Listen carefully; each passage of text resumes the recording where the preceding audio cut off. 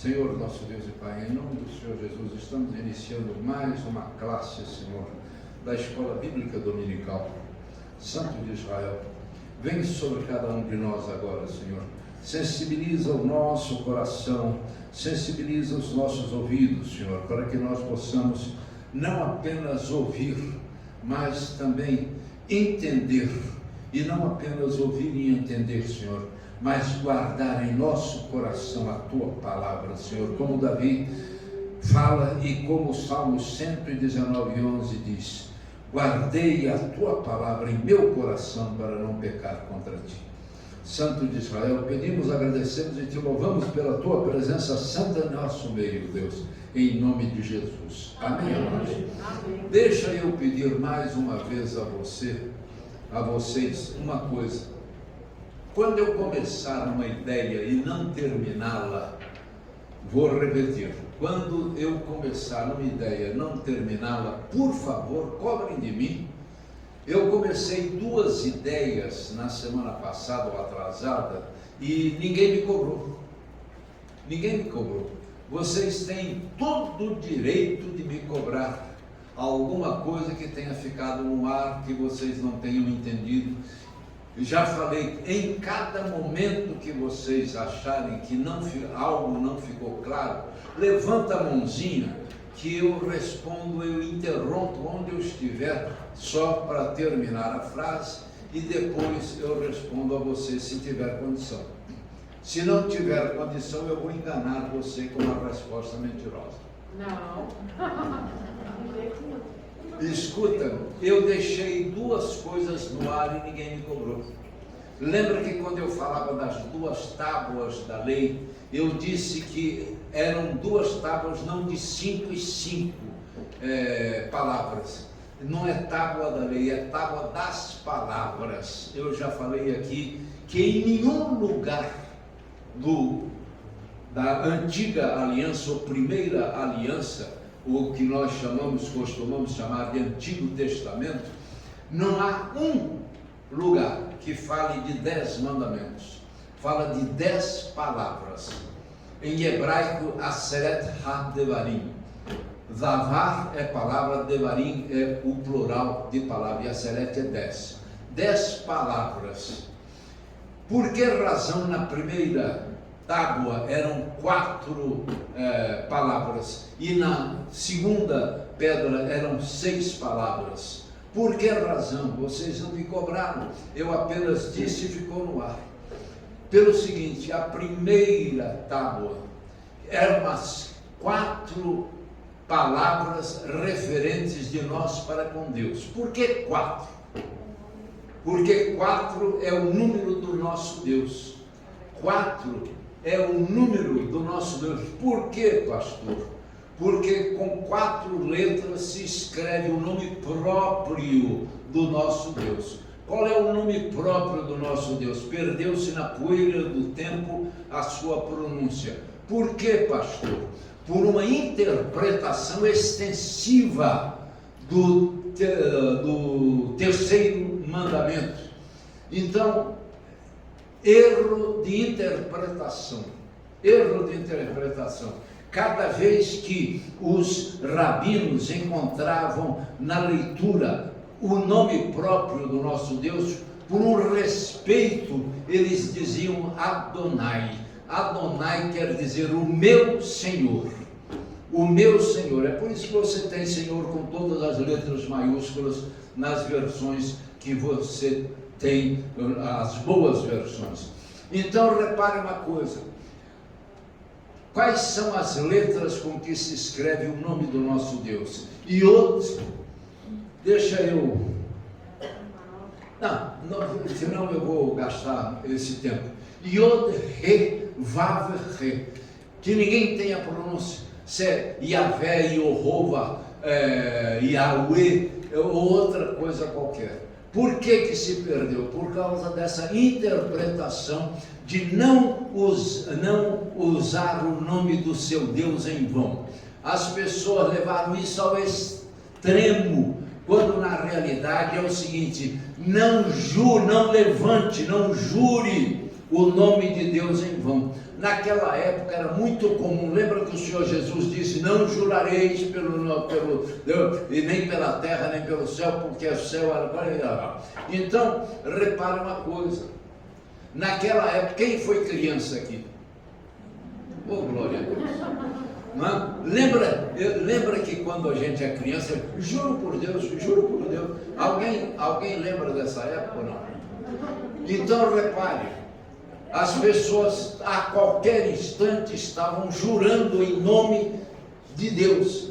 É por isso, quem é que já viu na televisão aqueles jogos de sim e não, que você levanta uma tabuleta dizendo sim, levantando não? É isso que o Senhor, nosso Deus, diz lá. Então vamos lá, abra a sua Bíblia, vamos provar isso.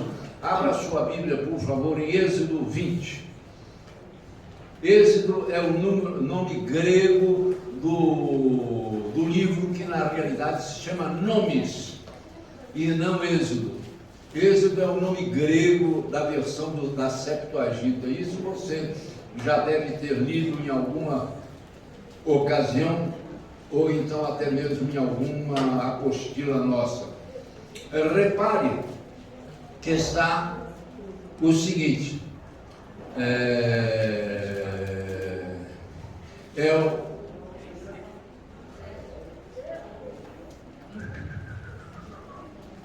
no 20.7, não tomarás o nome do Senhor teu Deus em vão. Esse não tomarás, na realidade, é não jurarás, não levantarás o nome do seu Deus em vão. Os rabinos interpretaram isso e foram além, e por isso nós não sabemos a pronúncia do nome do nosso Deus. Jeová seria o seu nome? Não seria. Por quê? Porque em hebraico não há a letra J. Existe a transliteração como a letra Y. Então, por isso que a maioria das vezes nas minhas apostilas, quando aparece o nome do nosso Deus, eu digo YHWH. É a transliteração de Yod, Re, Vav, Re. Tá? Então, a realidade é essa, que lamentavelmente nós não temos o nome próprio do Deus de Israel. Então nós de vez em quando encontramos coisas como essa assim: feliz a nação cujo Deus é o Senhor, que seria no original, vamos dizer que seja feliz. Feliz é a nação cujo Elohim é Yahvé. Jeová seria o aceitável, pelo menos. Então, por que razão 4? Porque é o número do nosso Deus de 4 letras. Eu costumo dizer, é a haste vertical da cruz, de nós para com Deus. E 6 por quê? Porque 6 é o número do homem. Por que razão? Que o homem foi criado no 6º dia. Então nós temos aí 4 numa das tábuas e 6 na outra tábua. Exatamente essas 4 primeiras palavras de nós para com Deus. E as 6 palavras da segunda tábua de nós para com o nosso próximo. Vertical e horizontal. Ficou claro isso? Amém. Vocês não me cobraram. Me cobrem, pessoal. Quando eu disser algo que ficou no ar, alguma coisa, fala: pastor, eu não entendi, faltou alguma coisa. Então isso é muito importante. Outra coisa que ficou no ar das outras aulas foi quando eu disse que Satanás, depois dos 40 dias e 40 noites do jejum do Senhor Jesus, ele aparece e diz para o Senhor Jesus: se, esse se é criando uma situação de dúvida no coração do próprio Senhor Jesus quanto à sua identidade de Filho de Deus. Sim, por quê? Porque quando o Senhor Jesus é batizado, lá no final do capítulo 3 de Mateus, o que acontece? Logo ao sair das águas, o que aconteceu? os céus se abriram e se ouviu uma palavra: este é o meu filho amado, nele eu tenho prazer, eu nele me comprazo. Deus, Pai, esse é meu filho.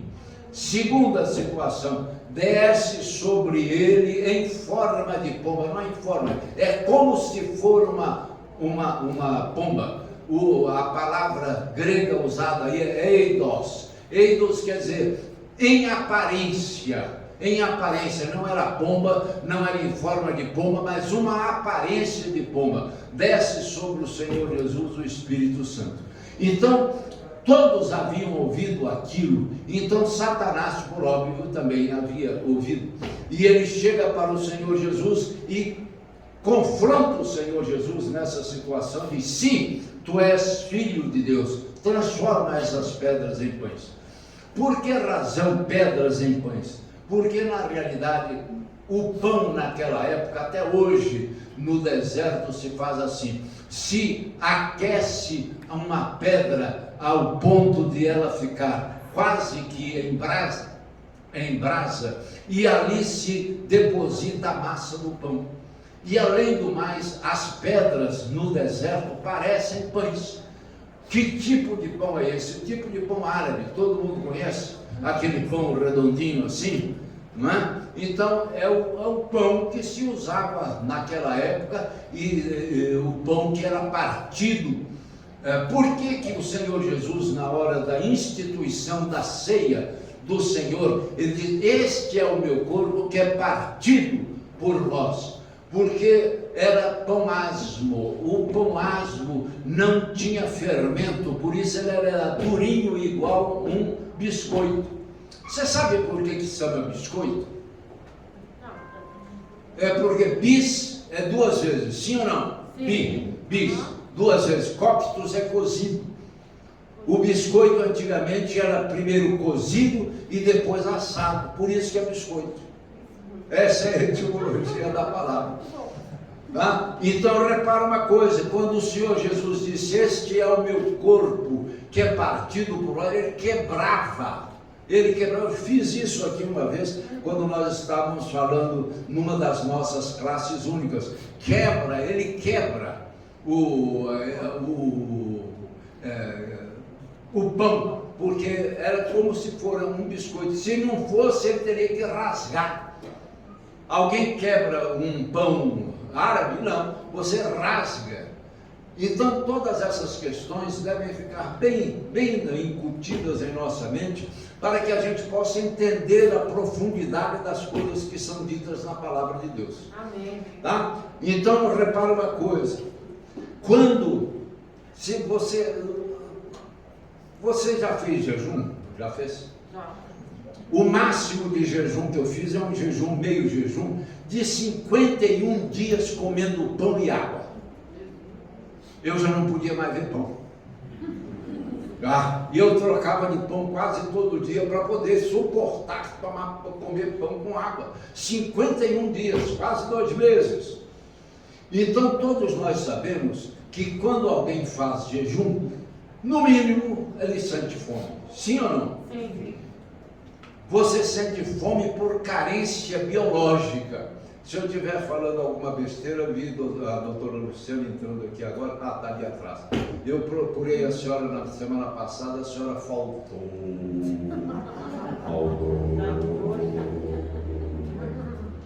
Então, repare uma coisa que eu esperava na sua exposição, naquele que a senhora fala dos livores. E a senhora, logicamente, não era uma aula de medicina legal e passou por cima, né?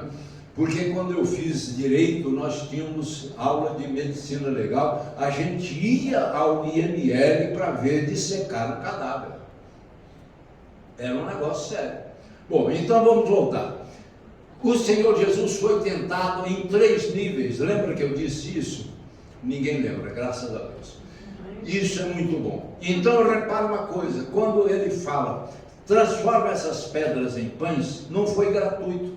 Ele estava tentando o Senhor Jesus no nível do corpo, da necessidade biológica do corpo de se alimentar. Quando ele leva o Senhor Jesus ao pináculo do templo é a parte mais alta do templo, 71 metros de onde ele estava até o chão. Ele disse: se és mesmo, pula daqui que está escrito que os seus anjos dará ordem a teu respeito. Então repara uma coisa, ele estava tocando no Senhor Jesus ao nível da alma, que é a sede dos nossos sentimentos. Está percebendo ou não? A sede dos nossos sentimentos.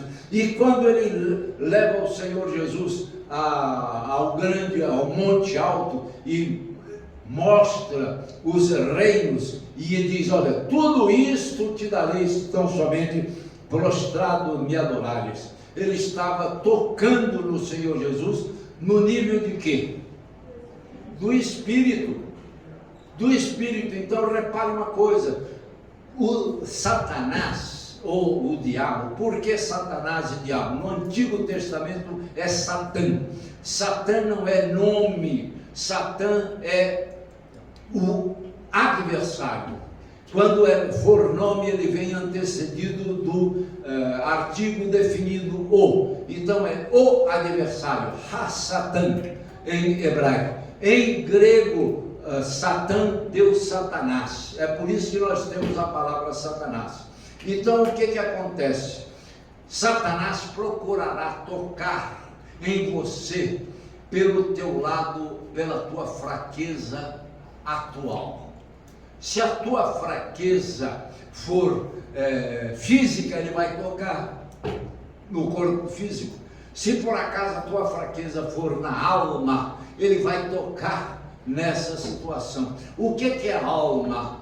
Nós temos que considerar que alma em grego é psorê, em hebraico é nefesh, mas na realidade alma quer dizer vida, é vida. Então ele vai tocar, mas é a sede dos meus sentimentos, a sede das minhas emoções. Essa aqui é a minha alma. Todas as minhas emoções, sejam elas quais forem, está na minha alma. Então ele vai tocar em alguma parte da sua alma para tentar você, para fazer você segui-lo. Porque o maior desejo de Satanás, eu costumo dizer, Satanás é o maior imitador de Deus, porque ele quereria ser igual a Deus. Lembra quando lá em Isaías 14 ele diz: subirei acima das mais altas nuvens e colocarei aí o meu trono e serei semelhante ao Altíssimo. Já vi muita gente dizer que ele gostaria de ser mais do que não, semelhante a Deus já é o máximo que se poderia imaginar, não é? Então ele fala isso, serei semelhante ao Altíssimo. Então o maior desejo de Satanás é fazer aquilo que Deus é capaz de fazer. Ficou claro? Sim. Uma pessoa só? Sim. Bom, então vamos lá. Eu já estava lá nas nossas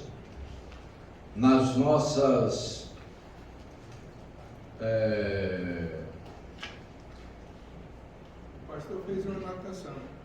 Perdão? O senhor fez uma anotação aí.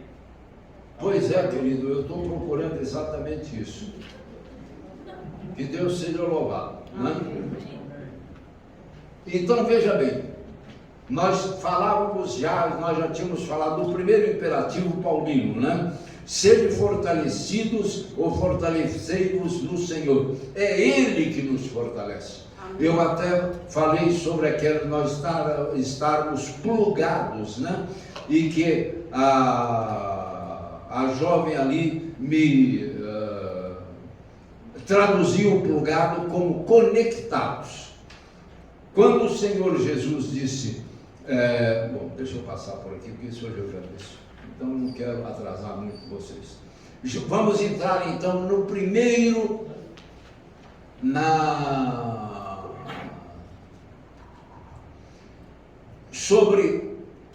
para fortalecer a cada um de nós. Sede fortalecidos no Senhor e na força do seu poder. Repare uma coisa, o Senhor Jesus é a força que nos repassa a força. Amém. Ficou claro? Amém. O Senhor Jesus é a força que nos repassa a força. Quando a bateria do seu celular está descarregada, o que é que você faz? Você conecta numa tomada para que ela fique carregada. Pois é isso que nós temos que fazer com o nosso Deus. Estarmos sempre conectados conectados a Ele. Então, quando o Senhor Jesus é a força que nos repassa a força, enquanto nele estivermos ligados, conectados, Ele nos fortalece. Desligado dele, nossa força se esvai. Ficaremos exângues, ou seja, totalmente fracos. Então, para fortalecer, seja fortalecido no Senhor e na força do seu poder. Eu tenho várias citações, mas para não gastarmos muito tempo, por favor, verifiquem lá Colossenses 1:11, por gentileza. Não, vamos em Mateus 4:4, que é mais fácil. O que está escrito lá? Uma das respostas que o Senhor Jesus dá a Satanás, quando ele ordena, sugere que o Senhor Jesus transforme aquelas pedras em pães. Não só de pão, ou nem só de pão, viverá o homem, mas de quê? Então repare uma coisa, a palavra fortalece, sim ou não? Sim. A palavra é alimento. Amém. Há uma música que todo mundo gosta de cantar e ela é realmente bonita, mas ela não diz a verdade. Oração é alimento, não. Alimento é a palavra proferida, né? Sede fortalecidos do Senhor e seu poder. Não só de pão, nem só de pão viverá o homem, é de toda a palavra que procede da força de Deus. Então, para me fortalecer, eu preciso de quê? Da palavra. Amém. Ficou claro isso? A palavra me fortalece, a palavra me guia, a palavra me orienta, a palavra me sustenta. Amém. Ok? Então deixa eu ver. O segundo imperativo: sede fortalecidos na força do poder do Senhor, Efésios 6:10. Não é? Então repara uma coisa: revestivos de toda a armadura de Deus. Para esse revestimento que é proteção, que é o Senhor Jesus. Romanos 13:14, por gentileza. Leiam para mim. Já vamos entrar no terceiro imperativo. Eu quero terminar isso aqui hoje. Vai dar.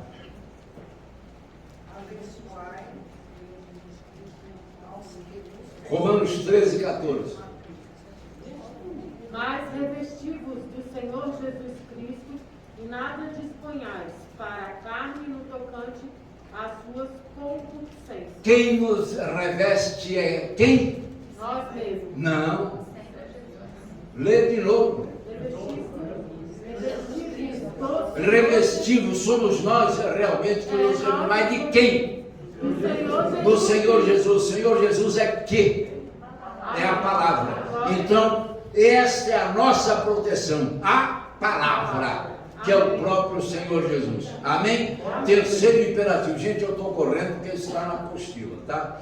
Terceiro imperativo: revestivo de toda a armadura de Deus para que possais ficar firmes contra as astutas ciladas do diabo. Astutas ciladas do diabo. Deixa eu ver se eu estou certo.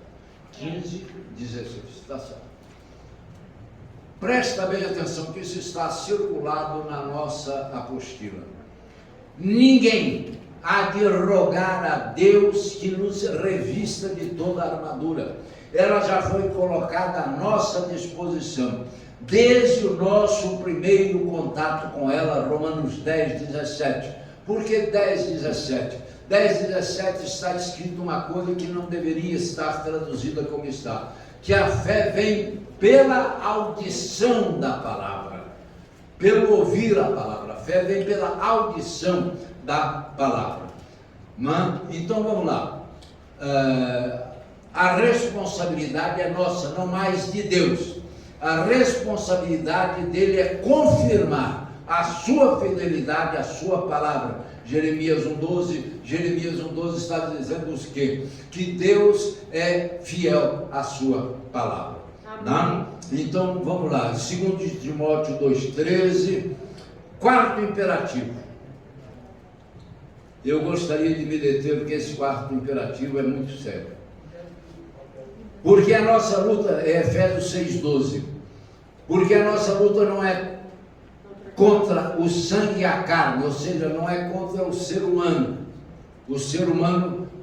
vivo. A nossa luta não é contra o sangue e a carne, e sim contra os principados e potestades. Potestades quer dizer poder, tá? Principados quer dizer o quê? Os principais, principados e potestades, contra os dominadores deste mundo. Então, nós sabemos, já lemos isso e já falamos aqui, que o mundo jaz no maligno. Ou seja, o maligno tem domínio sobre o mundo. Nós já fizemos essa leitura aqui, inclusive. Contra os dominadores desse mundo tenebroso. Tenebroso quer dizer escuro, tenebras, do latim deu trevas em português. Os príncipes das trevas deste século. Século é mundo. Século é mundo. No original é cosmos. Cosmos é o mundo. Contra as forças ou hostes espirituais do mal ou da maldade nas regiões celestes. A primeira região celeste começa onde? Aqui, na Terra. Aqui na Terra. Tem muita gente que na região celeste fica pensando só lá, não. Começa aqui na Terra. O céu começa na Terra. Primeiro céu, segundo céu, terceiro céu. E nós já falamos aqui sobre isso. Aqui há um box dizendo o seguinte: nosso enfrentamento, nossa luta, nossa batalha é com as forças espirituais do mal.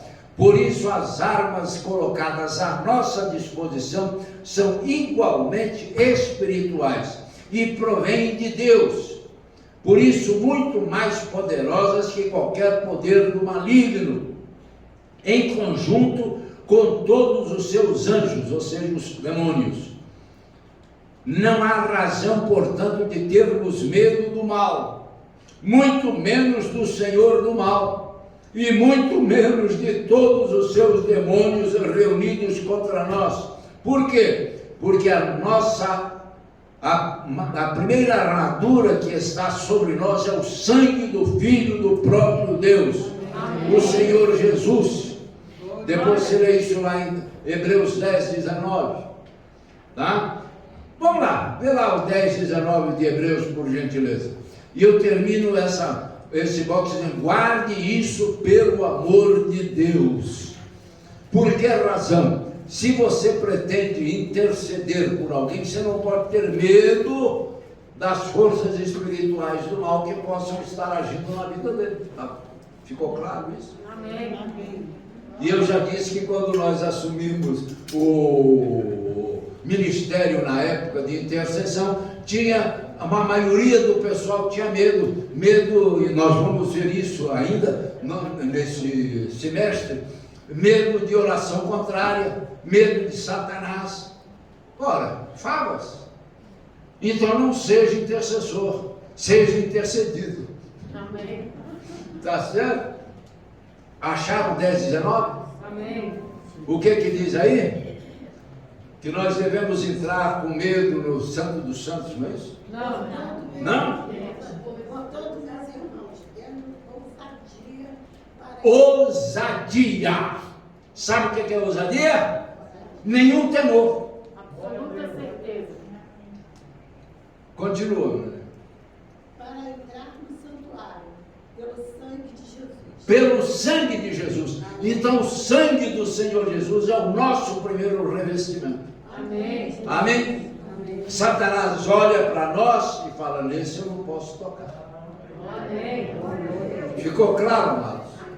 Por que razão?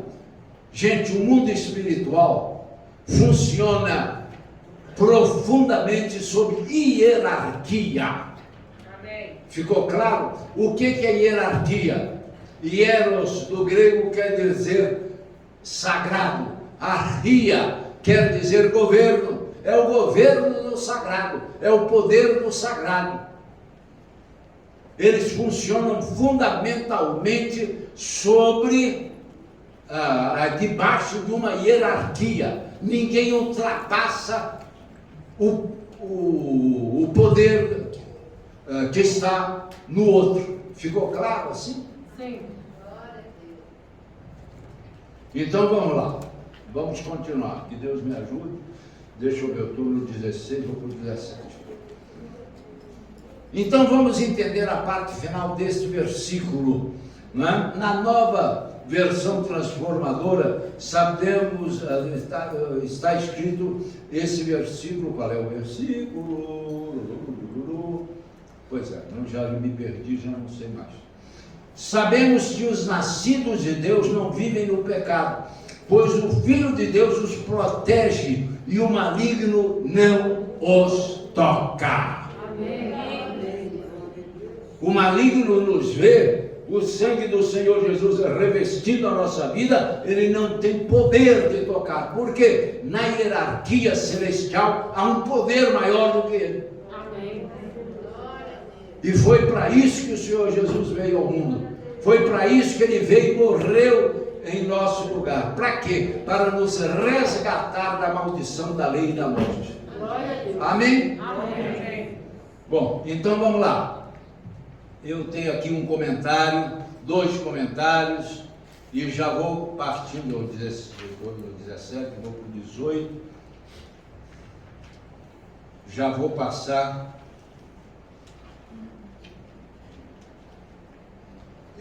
Você vai encontrar nessa apostila eu falo das questões, das hierarquias espirituais, tá? E você vai ver que coisa fantástica são essas hierarquias e esses poderes, tá? Esses poderes.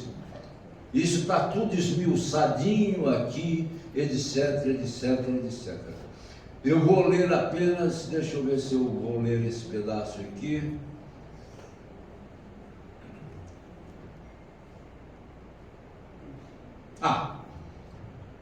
Quanto à questão das hierarquias demandou, eu escrevo uma apostila que eu enviei ao Ministério de Intercessão na época, número 12, essa apostila.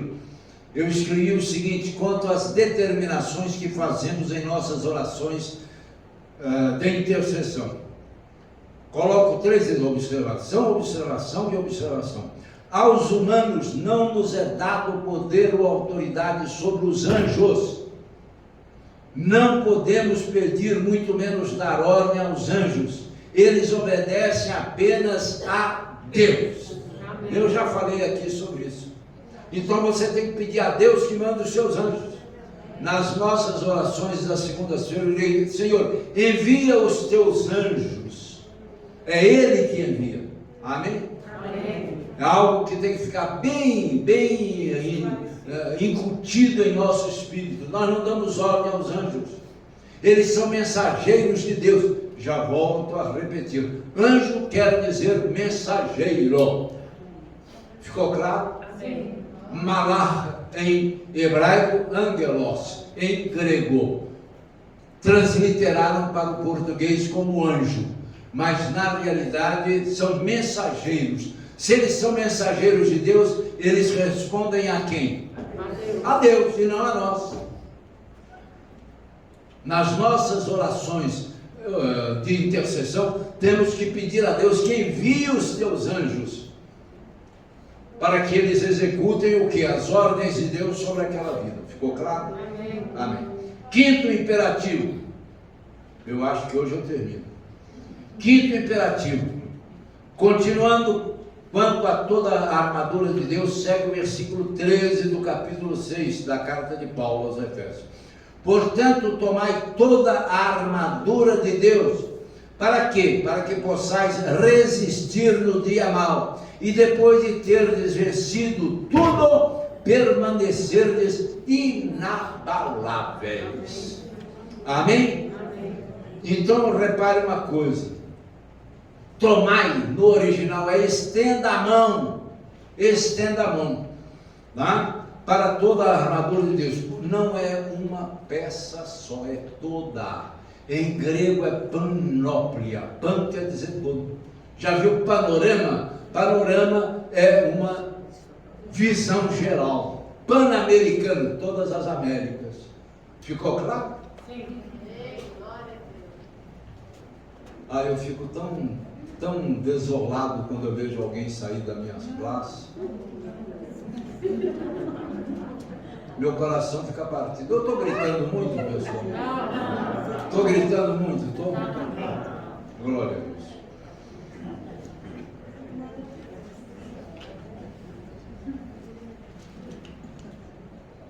É porque eu fico tão empolgado, gente. Desculpe. Eu fico tão empolgado quando eu falo da palavra de Deus, das coisas de Deus, que eu acabo gritando mais do que eu deveria gritar. Tá? Então é você que toma a armadura, ela está à sua disposição. Eu sei que existe, né? Alguém aqui se lembra de uma época que havia o criado de quarto? Sim. Alguém que ajudava as pessoas a se vestirem, né? Criado de quarto. Então a pessoa que ia no guarda-roupa, no armário, onde estivesse a roupa, trazia a roupa para a pessoa se vestir, e a pessoa só ficava ali parada sem um vestido, né? Eu acho que hoje nós não temos isso, temos, a não ser que a gente faça com nossos filhos, mas quando a gente se torna adulto, nós é que vamos ao armário. Pode dizer, pastor. Isso era, desculpa aí, era universal, o mundo todo fazia isso. Quando você vai ver aquele filme O Vento Levou, você vê isso aí. Mas quando eu fui ver o filme, o vento já tinha levado um vento.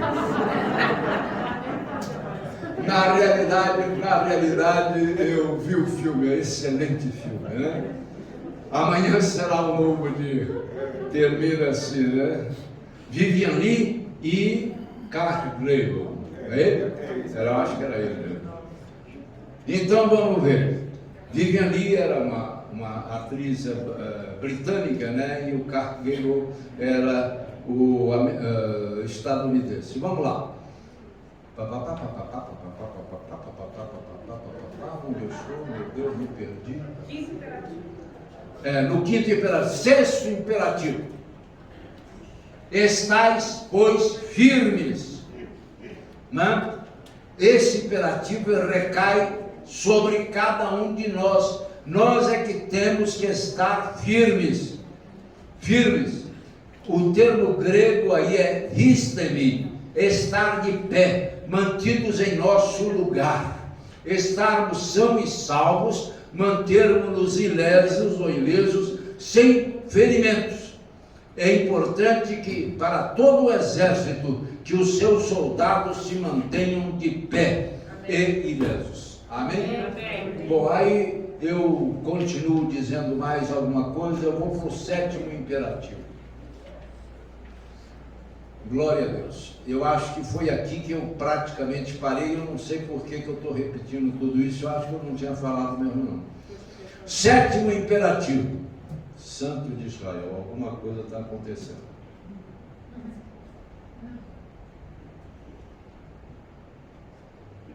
Obrigado, meu. Cingindo-vos com a verdade. Nós vimos, e eu costumo chamar essa peça de cinturão da verdade. Cinturão, eu tenho isso aqui, olha, descrito com profundidade, mas não vamos ver isso não, senão nós vamos acabar nos perdendo. Então repare uma coisa, sétimo imperativo, cingindo-nos com a verdade. O Senhor Jesus em 14:6 de João diz, eu sou a verdade. E lá em 17, segunda parte, ele diz, A tua palavra é a verdade. Então esse cinturão da verdade é o quê? A palavra. O cinturão da verdade é a palavra. Vamos à frente.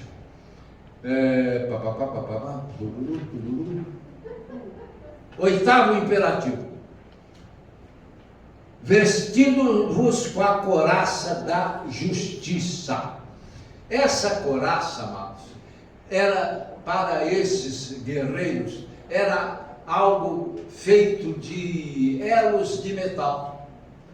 Era uma trança de elos de metal que cobria do pescoço até abaixo da cintura, na altura das nádegas, mais ou menos, que quando o soldado estava assentado no cavalo, cobria a anca do cavalo.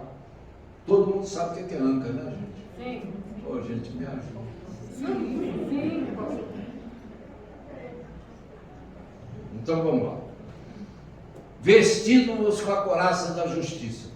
A couraça é uma peça da armadura que vai no pescoço, protegendo-o, já que nas suas laterais passam as artérias carótidas, duas das principais do nosso corpo, e que levam o sangue ao cérebro, questão vital para o raciocínio. Qualquer problema que com as carótidas leva o paciente à inconsciência. Ainda por aí passam as veias jugulares, trazendo sangue venoso ao coração, trazendo do cérebro para o coração. A couraça reveste ainda os ombros, as espáduas, e vai um pouco abaixo da cintura, cobrindo e protegendo toda essa parte do corpo, em que estão os órgãos vitais. Quais são esses órgãos? Coração, pulmões, também as articulações dos ombros, os braços, que garantem o corpo a corpo na batalha. Uma das melhores definições de justiça é a reta aplicação da lei. Ora, a lei é a palavra de Deus. Logo, a couraça da justiça é o quê? A palavra, que defende e preserva a nossa vida, mantém-nos incólumes. Todo mundo sabe o que é incólumes. Para domingo está bom. Perdão? Para domingo está ótimo. Para domingo está excelente, né, pastor? Glória a Deus por isso. Né? Me perdi. Incólume. Diante das investidas do inimigo, protegidos e firmes. Amém. Amém? Gente, se eu estiver gritando, você faz assim, ó. Tá bom? Porque... ok, me perdoa, pessoal. Tá ótimo. Meu Deus. Glorificado seja o nome do nosso Deus. Amém. Então vamos lá. Isaías, profetizando sobre a vida e o ministério do Senhor Jesus, no capítulo 11 do seu livro, depois de descrevê-los, diz no versículo 5: a justiça será o cinto dos seus lombos, e a fidelidade o cinto dos seus reis. Amém. Olha que coisa maravilhosa. Vocês vão receber tudo isso, e tem várias citações bíblicas falando sobre essa questão. 28, vou para o 29, depois do 28 vem 29, né? Então veja bem, a couraça da justiça, a reta aplicação da palavra. Então, couraça da justiça é o quê? A palavra. Repare que até agora todas essas peças da armadura de Deus se resumem em uma e única questão. Qual é? A palavra. Palavra de quem? De Deus. Palavra de Deus. Contida onde? Contida onde? Jesus.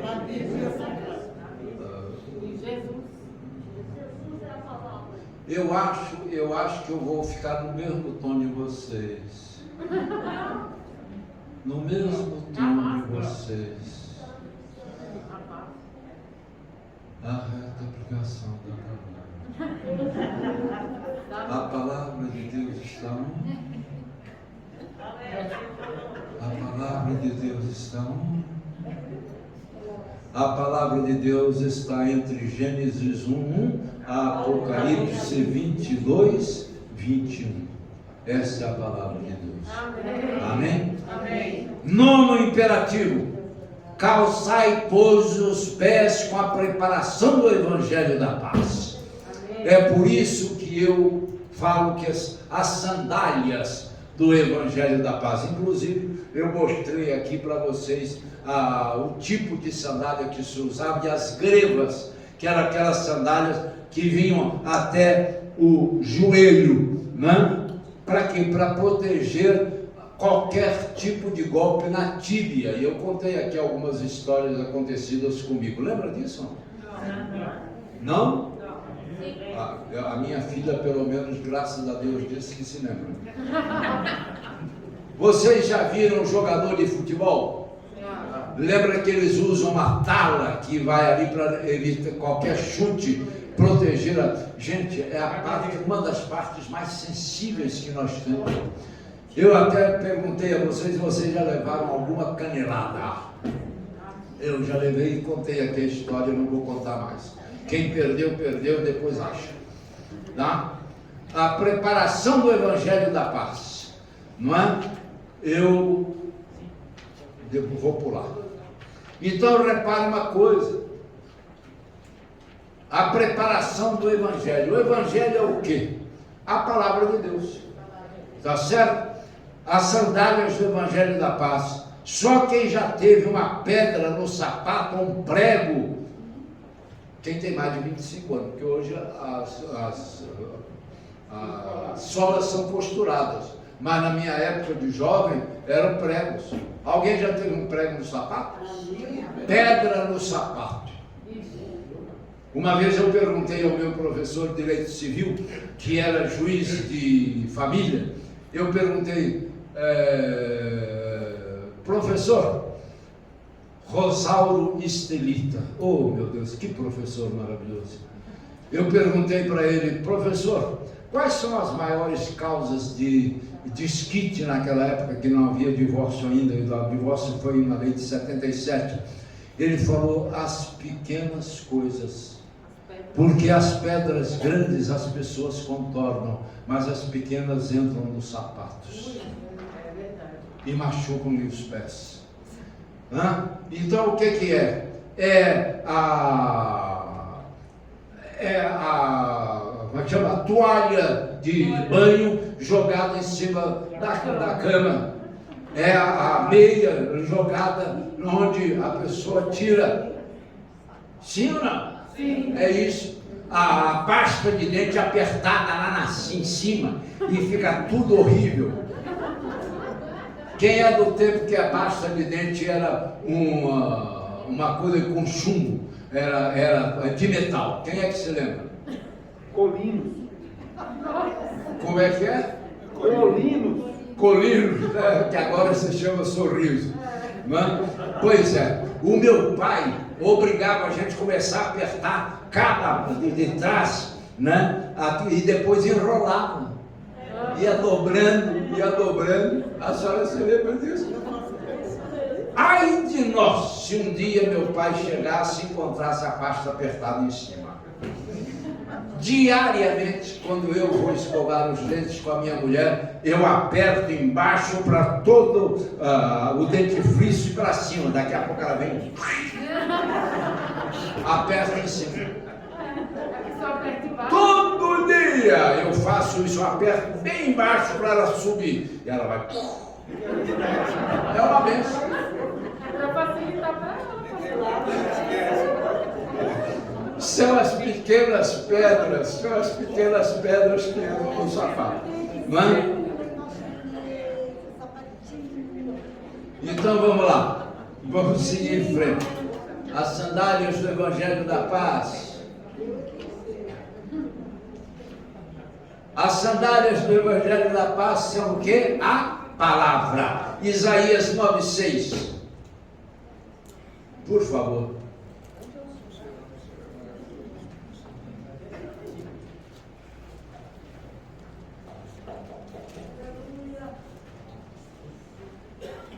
Não vai dar para terminar hoje. Um menino nos nasceu, um filho se nos deu, o governo está sobre os seus ombros, e o seu nome será Maravilhoso Conselheiro, Deus forte, Quem é esse? O Senhor Jesus. O Senhor Jesus é o quê? A palavra. Amém? Então as sandálias do Evangelho da Paz são as boas notícias, a palavra. 10º imperativo, embraçando sempre. Depois nós vamos ver o que é embraçar. Embraçar é colocar o braço, né? Enfiar o braço. O escudo tinha 2 alças, né? 2 alças em que o guerreiro enfiava o braço, né, com essa alça, e com esta mão segurava a segunda alça. Então, eu digo, não é por um tempo, não é por 2 tempos, é por todo o tempo. Por isso é sempre, embraçando sempre o escudo da fé. A fé nos defende. Amém. A fé é a nossa defesa. Porque diz a palavra de Deus, é como nesse escudo nós podemos interceptar todos os dardos inflamados do maligno.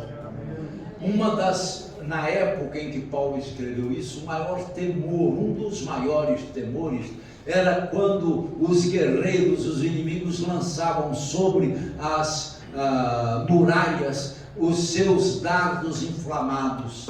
Inflamado quer dizer incendiar. Eles colocavam uma bucha com fogo e eles iam para lá e incendiavam o arraial. Aí o que os soldados tinham que fazer? Cuidar do fogo. Quando cuidava do fogo, o inimigo tomava a cidade. Ficou claro? Sim. Albanese, o que é isso, meu filho? Vou Já vai. trabalhar. Como é que é? Vou trabalhar. Ué, trabalha aqui com seus ouvidos. Não, mas tem logo. Não, eu sei, filho, eu sei. Estou brincando. Mas, então repara uma coisa. É por um tempo sem fim, que se chama sempre. Amém. O tempo sem fim que se chama sempre. Deixa eu ver onde eu estou, 34, 35. Né? O escudo da fé. A fé vem por ouvir o quê? Vem pela audição da palavra. Então, na realidade, o escudo da fé representa o quê? A palavra. Leia para mim, por gentileza. Eu quero o Romanos 10, 17 eu já falei. Salmo 3, não, aí vai desenvolver muito. Hebreus 11, 1, por gentileza. É mais rápido.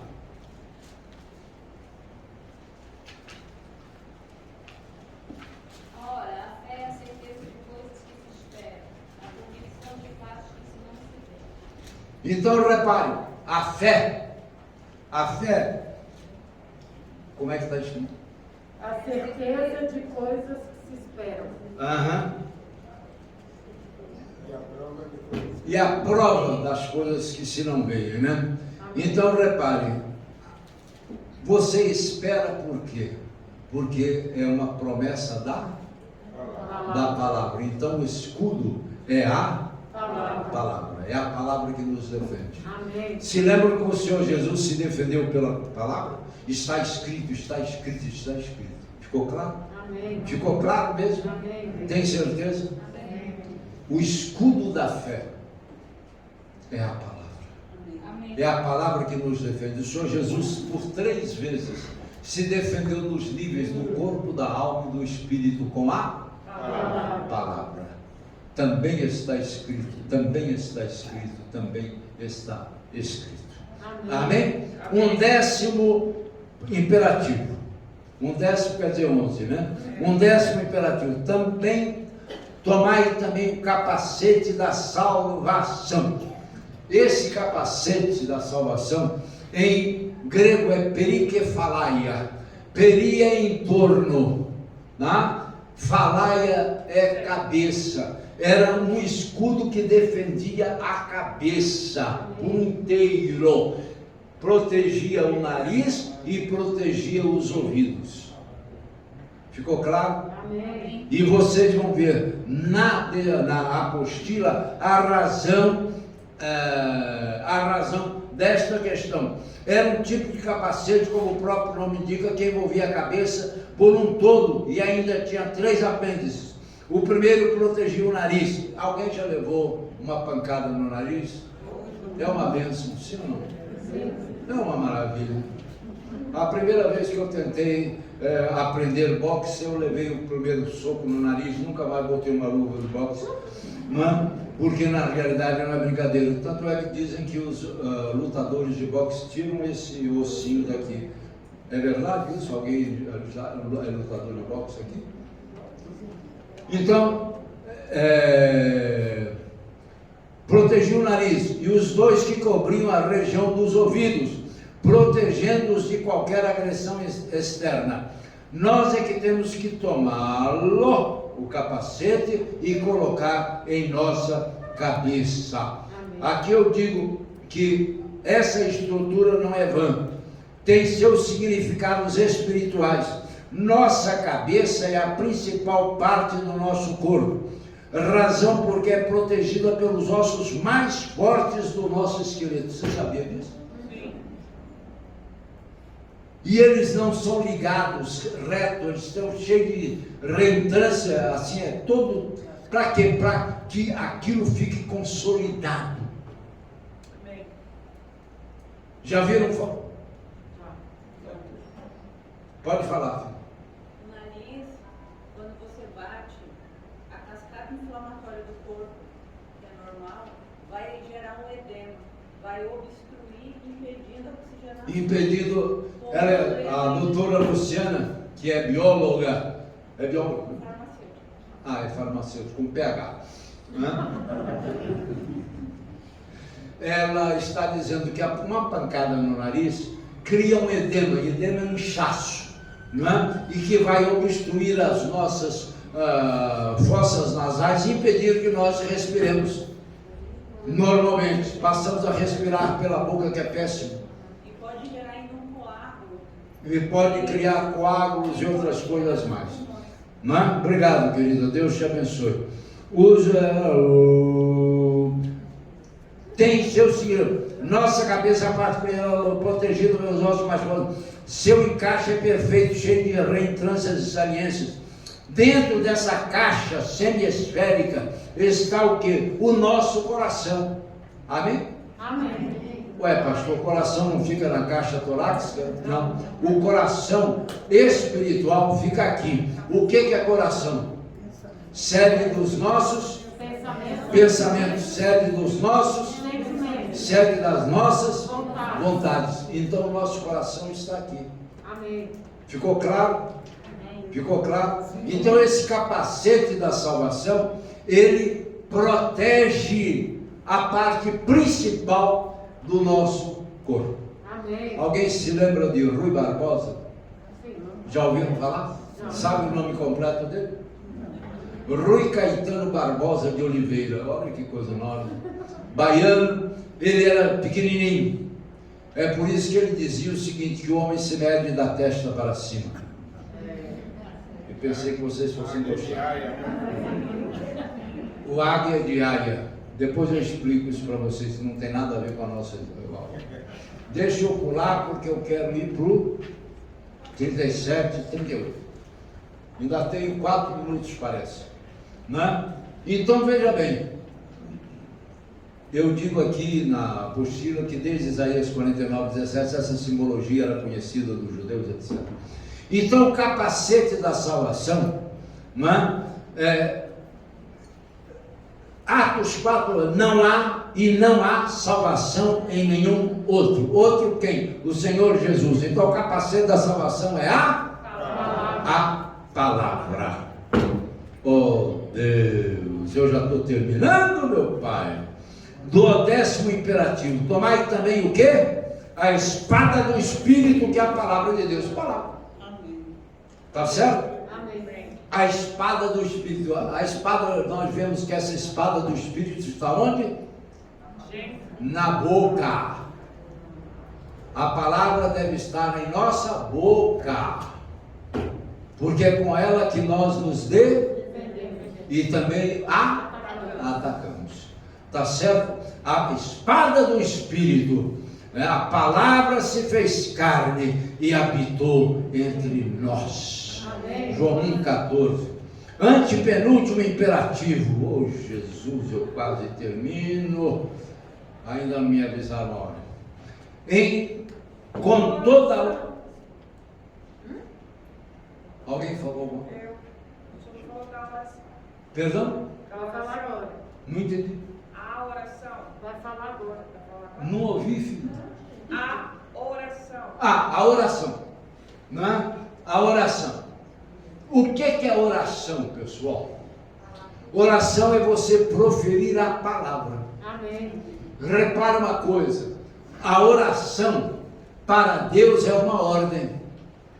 Quando ele no princípio de todos os pedidos dizia, vai Homer é Deus diz. Então quando Deus diz as coisas, quando Deus diz as coisas, então para Deus a oração é uma ordem. Para nós é o quê? É um pedido para que Ele ordene a favor de nós ou a favor de quem nós intercedemos. Amém. Amém? Amém. Para Deus a palavra é uma ordem, a oração é uma ordem. Vai Homer, disse Deus, haja luz. Vai Homer, e a luz se fez. Amém. Amém? Amém. Ele criou tudo pela sua palavra, com exceção do homem, em que ele fez com as suas próprias mãos. Amém. Tá? Então a oração é um. Já me deram ordem de terminar. Então repare, gente, eu vou na próxima aula só vou falar desta oração final para que nós passemos então à próxima apostila, que eu sugiro que vocês façam uma leitura denodada. Todo mundo conhece a palavra denodada, né? Que vocês façam uma leitura acurada. Todo mundo também sabe o que é acurada. Que vocês façam uma leitura é isso aí. Amém. Por quê? Porque nós vamos entrar numa apostila que se chama Nossa Mente. Amém. Amém? Amém. Gente, me permita então encerrar esta aula com uma oração e uma fotografia deste auditório lindo e maravilhoso, né, que eu tive o privilégio de ter nesta manhã.